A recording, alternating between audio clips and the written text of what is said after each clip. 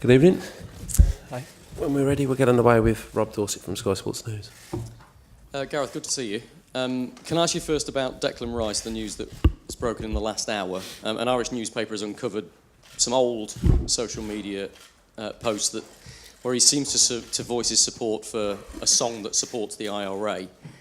He's apologised, said it was naive and doesn't represent his political views. That's important to say, but as his new manager, what do you make of it? Well, I think exactly as you said, he's apologised. It's not representative of what he believes and feels and his views.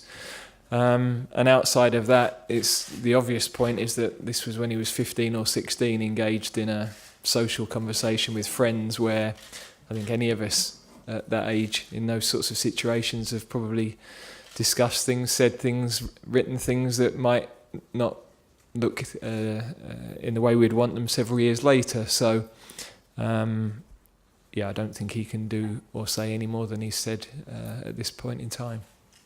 The FA has done so much work with a minority of England supporters that chant songs in support of anti-IRA songs, shall we say. You've spoken out on that yourself as well. Does this undermine that sort of work? Well, we have to make sure that it doesn't. Our messaging doesn't change, and I think Declan's statement is consistent with that.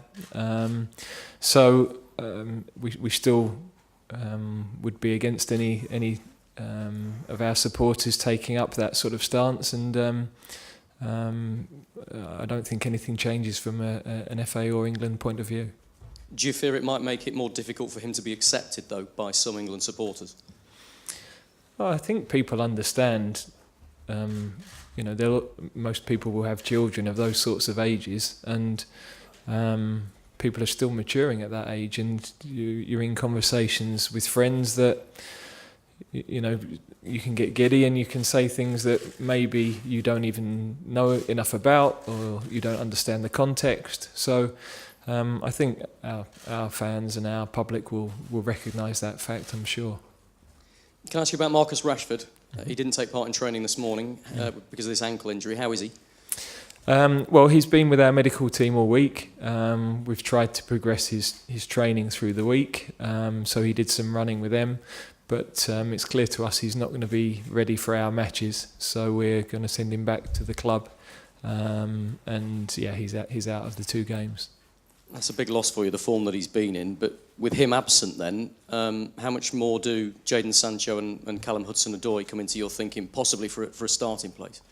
Yeah, well, we knew from a couple of days ago Marcus wouldn't be ready for tomorrow. So he has great opportunity for the others because they've been exceptional in training. They look like they've been with us forever. So we're really excited. I think we've lost a lot of players, but it's opportunity for others. And when I've looked at the level of training and the way that the team have prepared, they've been excellent. So we're really looking forward to seeing the team play. Is Sancho ahead of Hudson-Odoi in your eyes? Difficult to say, really, because I think throughout the age groups they've been very similar in their development. Jadon has obviously had more big match experience at this point, and he has been with us as a senior team for a bit longer, but Callum has fitted in brilliantly, and I won't hesitate to start either of them in the game. They're ready. They can play, no problem for us. Last one to you, Gareth. These are qualifiers, they're not friendlies, but they're also the last games you get to play before the Nations League semi-finals. With that in mind, can you experiment very much in these games or not?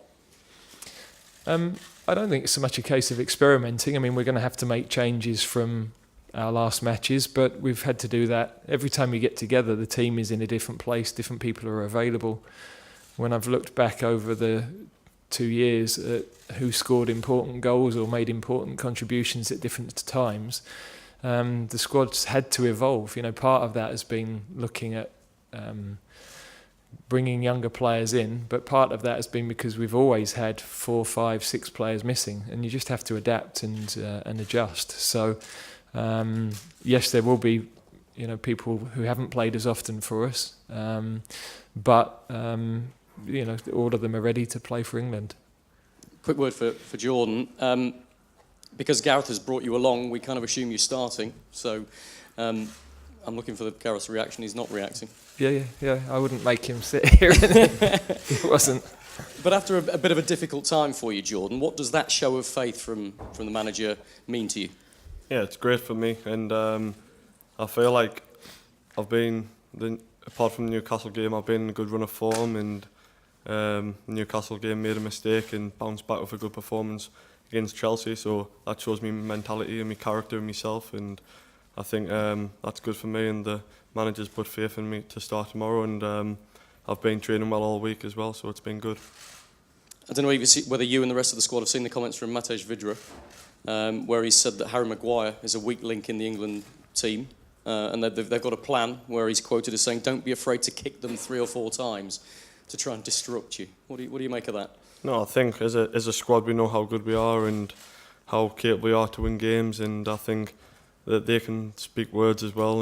But we need to focus on ourselves and get them 3 points come tomorrow. And it's all about us and not about their comments. Kerry Brown.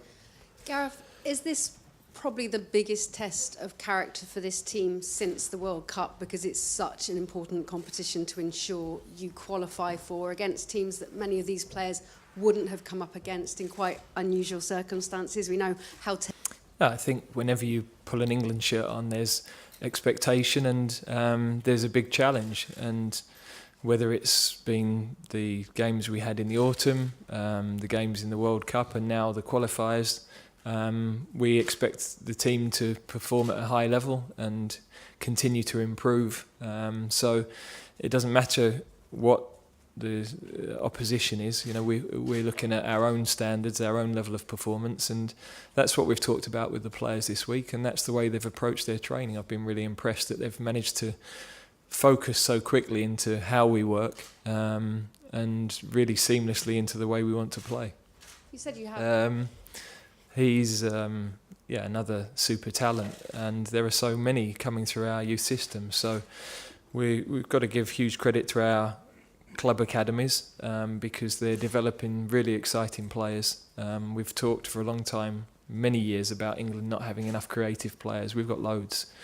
So what is important to note is that there's real competition for places, and if players miss games or miss the opportunity to play, then there's no guarantee they'll get back in, and that's going to be a challenge for the squad and the group as we move forward, because each time we bring a player in, they impress us. We've got another player that we can pick from, and that's been a real bonus of seeing Declan and Callum this week, who are both are ready to play. And Callum, Declan, apologies. Where do you play him? Well, he could play as a holding midfield player, as he has all season, or he could play as a centre-back. I think at 19, it doesn't matter. We don't have to pigeonhole him in one position. Good for players that they play different positions. They learn the game. They have a better understanding of the game if they do that. And I've seen him play at centre-back for West Ham and this season very maturely as a holding midfield player. So he can do both of those jobs. Your mind hasn't been swayed any other way seeing him in training this week? No, I mean, he's played in both positions in different parts of training, I think. So, we're always moving the players around because they need to know the roles. All players within the squad need to know our principles of play and our patterns of play. So we're constantly shifting them around, and sometimes you learn some new things, and it's been important for him to integrate with the rest of the players, but also to get an understanding of how we work. And I think when you come in for the first time, the training is so intense, and of course everybody wants to prove themselves. So getting into the rhythm of our training is also important. Jordan, a question for you. You've been working with Callum. How impressed have you been with his ability? Yeah, he's been top draw in training. He's come straight into the training side, and he's been very good for us. And just like Jaden did when he first came into the setup, and it's great to see there's a great pathway for the young English lads to come in and have the opportunity. You're quite happy you're not coming up against Callum in the Premier League? Yeah, I've faced him on Sunday just gone and kept a clean sheet, so it was decent.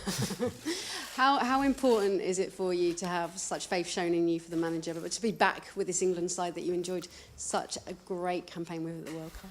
Yeah, it's obviously been 4 months since we've been with England now, and it's great to come back here and work well with the manager and the staff for the next week or so, and it's great to be with us, and we always want to improve as a unit, as a squad, and we do that every day on the training pitch, and when it comes game day we're ready to get the win.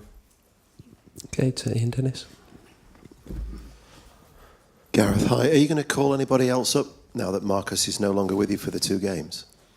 We'll have a look at where we are after the game tomorrow. I mean, at the moment, that wouldn't be our intention. But if we lose anybody after the game tomorrow, then we'll consider that. If we're going to do it, we'll probably do it from the under-21 group. That would be bad news for Adi. It'd be head in his hands when he hears that. But yeah, because we know they've been in training all week. They've not been in Dubai or Ibiza or anywhere else. So we'll go from that group. And what's impressed you the most about Hudson-Odoi this week? Just the fact that he doesn't look fazed by it at all. I think that's young people today. Actually, they have great belief. They have confidence in their ability. They're not fazed by being surrounded by older, more experienced players. And I think it's also credit to the rest of the group because they make the players feel settled and calm and part of it. But of course, he's training every day with top players anyway. And he knows Jayden from junior teams. He knows a couple of the other lads as well. So the beauty of St George's Park is that players don't feel that it's a huge shift to come and work with the senior team. We've seen them around, they know us, and it makes it a much smoother transition, really. And finally, the expectation levels are no doubt going to increase this year after what you achieved last year. With the questions you've already faced, the scrutiny is as high as ever. There's a lot of young faces in the squad. What's been your main message to the group this week? Really that we have to keep improving. We've hit a consistent level. We're the only team to back up semi-final last summer with a semi-final in the Nations League, and there were some big teams that did that, and we were in a group that was as tough or tougher than any, really. And that's got to be our motivation right through. We're still a young group. There's still loads of opportunity to improve, and we've got to be hungry for that. So everything I've seen from all of them this week has shown me that they're ready to do that, ready to embrace that challenge, and they're looking forward to getting on the field tomorrow. Okay, do we have any further questions? Thank you very much. Thank you.